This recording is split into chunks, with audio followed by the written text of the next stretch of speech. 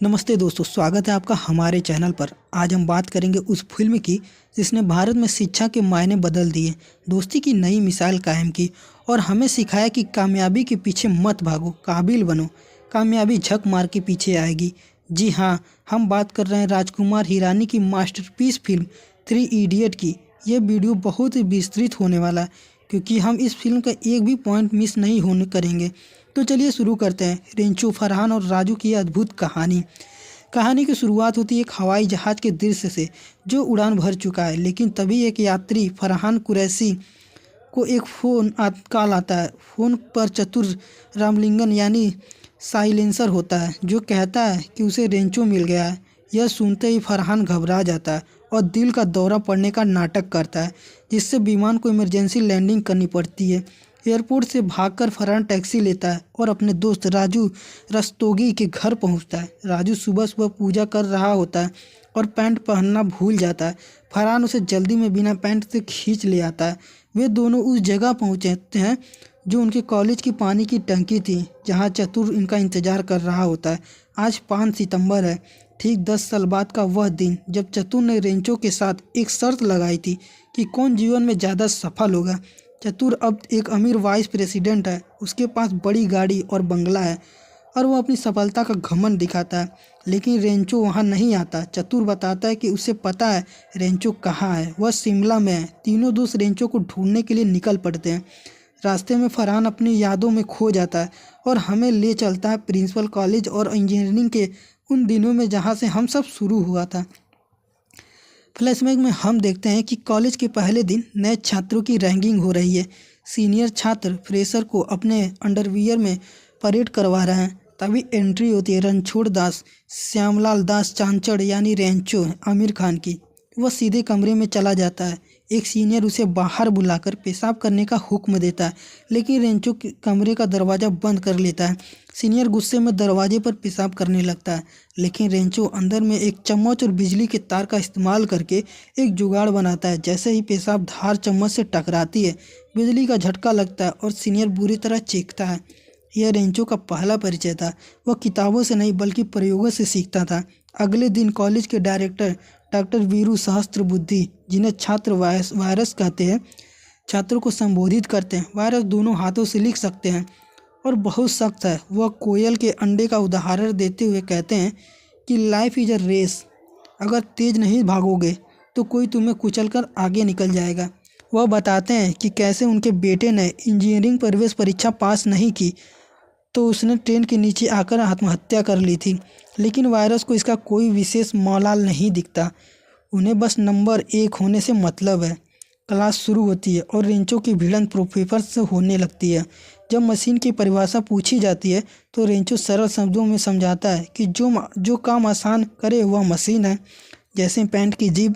लेकिन प्रोफेसर को किताबी परिभाषा चाहिए होती है।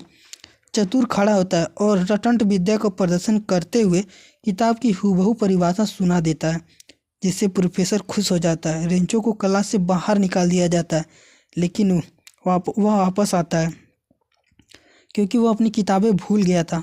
जब प्रोफेसर पूछते हैं कि वह वापस क्यों आया तो रेंचो किताबों की एक बेहद जटिल और लंबी परिभाषा देता है। जब प्रोफेसर हैरान होकर पूछते हैं कि इसका क्या मतलब है तो रेंचो कहता है, सर बुक्स, मैंने कहा था ना सरल भाषा में समझाइए, आपको समझ नहीं आया। रेंचो का मानना था कि रटने से ज्ञान नहीं मिलता। हॉस्टल में फरहान, राजू और रेंचो एक ही कमरे में रहते हैं। राजू बहुत डरपोक है और भगवान की पूजा में लगा रहता है क्योंकि उसका परिवार बहुत गरीब है। उसके पिता बीमार हैं, बहन की शादी नहीं हो रही और माँ पुराने ज़माने की साड़ी में बेलन चलाती रहती है। फरहान को फोटोग्राफी का शौक़ है, लेकिन उसके पिता ने उसके पैदा होते ही तय कर दिया था कि मेरा बेटा इंजीनियर बनेगा, इसलिए वह मजबूरन इंजीनियरिंग कर रहा है। रेंचो इन दोनों से अलग है, वह इंजीनियरिंग से प्यार करता है। एक दिन कॉलेज का एक होनहार छात्र जाय लोबो अपने प्रोजेक्ट को लेकर वायरस के पास जाता है।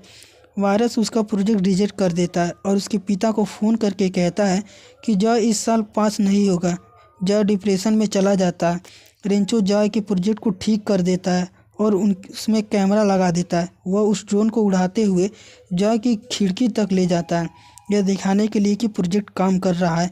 लेकिन जब ड्रोन खिड़की पर पहुंचता है तो कैमरे में दिखता है कि जॉय ल्यूबुक से ने पंखे से लटक कर आत्महत्या कर ली है। दीवार पर लिखा होता है, आई क्विट। रेंचो वायरस से कहता है कि यह आत्महत्या नहीं, हत्या है। वह सिस्टम पर सवाल उठाता है कि हम बच्चों पर इतना दबाव क्यों डालते हैं। वायरस इससे चिढ़ जाता है और रेंचो को नीचा दिखाने की कोशिश करता है। एक दिन वायरस रेंचो को क्लास में पकड़ लेता है और उसे ब्लैक बोर्ड पर एक सवाल हल करने को कहता है, लेकिन रेंचो नहीं कर पाता। फिर वायरस पूरी क्लास को बताता है कि रेंचो जैसे सोच रखने वाले कभी सफल नहीं होते। जवाब में रेंचो बोर्ड पर 2 शब्द लिखता है और क्लास को 30 सेकंड में इनका मतलब ढूंढने का चैलेंज देता है। पूरी क्लास यहाँ तक कि वायरस भी पागलों की तरह किताबें पलटने लगते हैं। अंत में रेंचो बताता है कि ये कोई शब्द नहीं है, उसने फरहान और राजू के नाम लिखे। वह समझता है कि जब मैंने सवाल पूछा तो किसी ने भी नए ज्ञान को लेकर जिज्ञासा नहीं दिखाई, बस सब रेस में भागने लगे। कहानी आगे बढ़ती है और टीचर्स डे आता है। चतुर को भाषण देना होता है जिसे लाइब्रेरियन दुबे जी ने शुद्ध हिंदी में लिखा है। रेंचो चतुर को सबक सिखाने के लिए दुबे जी को छत पर भेज देता है और भाषण में कुछ शब्दों का गलत बदल देता है। वह चमत्कार शब्द की जगह बलात्कार कर देता है। चतुर जिसे हिंदी नहीं आती बिना समझे रट्टा मारकर स्टेज पर जाता है। वह वायरस और शिक्षा मंत्री के सामने भाषण देता है, आदरणीय बलात्कारी महोदय, हमने यहाँ बहुत बलात्कार किए हैं। पूरी ऑडियंस हंस हंस कर पागल हो जाती है, जबकि वायरस का चेहरा गुस्से से लाल हो जाता है। इसी बीच रेंचो और उसके दोस्त मुक्त खाना खाने के लिए एक शादी में घुस जाते हैं। संयोग से वह शादी वायरस की बेटी मोना की होती है।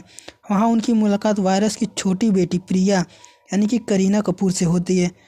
रेंचो प्रिया को सलाह देता है कि उनका मंगेतर सुहास एक प्राइस टैग है जो हर चीज़ की कीमत बताता रहता है। वह प्रिया को डेमो देने के लिए सुहास की महंगी जूतों पर चटनी गिरा देता है और सुहास वैसे ही प्रतिक्रिया देता है जैसे रेंचो ने कहा था। तभी वायरस ने उन्हें पकड़ लेता है और पता चलता है कि वे बिना बुलाए मेहमान हैं। वायरस तीनों को अगले दिन अपने वापस बुलाता है। वायरस फरहान और राजू को रेंचो से दूर रहने की चेतावनी देता है और कहता है कि अगर वे रेंचो के साथ रहें तो फेल हो जाएंगे। राजू डर जाता है और रेंचो के कमरे में शिफ्ट होकर चतुर के साथ रहने लगता है। रेंचो और फरहान राजू को वापस लाने की कोशिश करते हैं, लेकिन राजू अपने डर की वजह से नहीं मानता। फिर रेंचो और फरहान राजू के घर जाते हैं और वहाँ गरीबी की हालत देखकर हैरान रह जाते हैं। रेंचो राजू की माँ को समझाता है कि राजू डर डर के जी रहा है।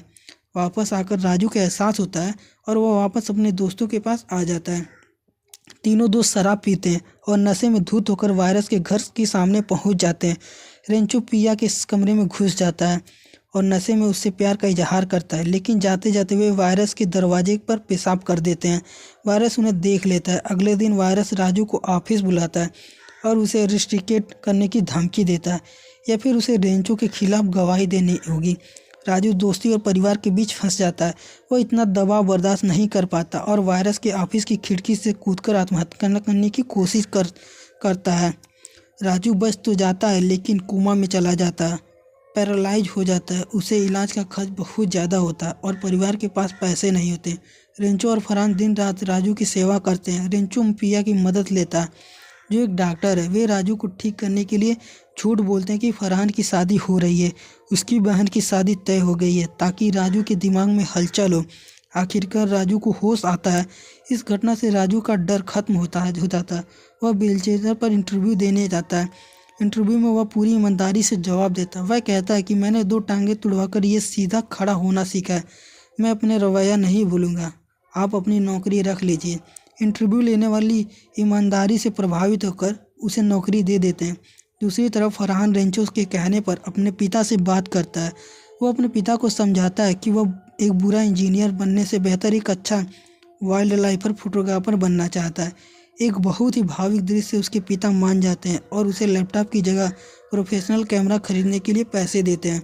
फरहान और राजू दोनों पास हो जाते हैं और अपनी मनपसंद राह चुन लेते हैं, लेकिन वायरस अभी भी रेंचो से नफरत करता है। वायरस ऐलान करता है कि वह फाइनल एग्जाम का पेपर इतना कठिन बनाएगा कि रेंचो फेल हो जाएगा। पिया को यह सब पता चल जाती है। वह रेंचो को बता देती है। फरहान और राजू रेंचो की मदद करने के लिए रात में वायरस के ऑफिस में घुसकर पेपर चुराने का प्लान बनाते हैं। वे पेपर चुरा तो लेते हैं लेकिन वायरस उन्हें पकड़ लेता है। वायरस तीनों को कॉलेज से निकाल देता है और कहता है कि अब वे कभी डिग्री नहीं ले पाएंगे। तभी भारी बारिश शुरू होती है और पिया जो अपने घर छोड़कर जा रही थी क्योंकि उसके पिता उसकी बात नहीं सुन रहे थे, उसे पता चल जाता है कि उसकी बड़ी बहन मोना को प्रसव पीड़ा शुरू हो गई है। एम्बुलेंस बारिश और बाढ़ की वजह से नहीं आ सकती। रेंचो, फरहान और राजू वहां पहुंचते हैं। दोनों की हालत खराब होती है और बच्चा बाहर नहीं आ रहा होता। रेंचो कॉलेज के कॉमन रूम में ही डिलीवरी करवाने का फैसला करता है। बिजली चली जाती है तो रेंचो अपनी इंजीनियरिंग की समझ का इस्तेमाल करके कार की बैटरी से बिजली बनाता है और एक वैक्यूम क्लीनर का आविष्कार करता है ताकि बच्चे को बाहर खींचा जा सके। वीडियो कॉलेज पर पिया निर्देश देती है। बहुत तनावपूर्ण पलों के बाद रेंचो वैक्यूम कप का इस्तेमाल करके बच्चे की डिलीवरी करवाता है। बच्चा पैदा होता है लेकिन रोता नहीं है। सब डर जाते हैं। तभी रेंचो वही करता है जो वह हमेशा कहता है, ऑल इज वेल। वह धीरे से बोलता है ऑल इज वेल और बच्चा लात मारता है और रोने लगता है। वायरस यह सब देख रहा होता है और पिघल जाता है। वह रेंचो को गले लगाता है और उसे एक वह पेन देता है जो उसने बरसों से उस शानदार छात्र के लिए संभाल कर रखा था जो उसके जैसा काबिल हो। यह फ्लैशबैक का अंत था। तो दोस्तों, ये था थ्री इडियट का पहला और सबसे अहम हिस्सा, जहां हमने देखा कि कैसे कॉलेज के दिनों में इन तीनों दोस्तों ने सिस्टम से लड़ाई की और अपनी पहचान बनाई। लेकिन कहानी अभी खत्म नहीं हुई है। वर्तमान में फरहान, राजू और चतुर अभी भी शिमला के रास्तों में है और एक बहुत बड़ा राज खुलने वाला है। क्या रेंचो सच में रेंचो था? वह अब कहाँ है और चतुर की हार कैसे होगी? यह सब हम जानेंगे इस वीडियो के भाग 2 में। तब तक के लिए बने रहे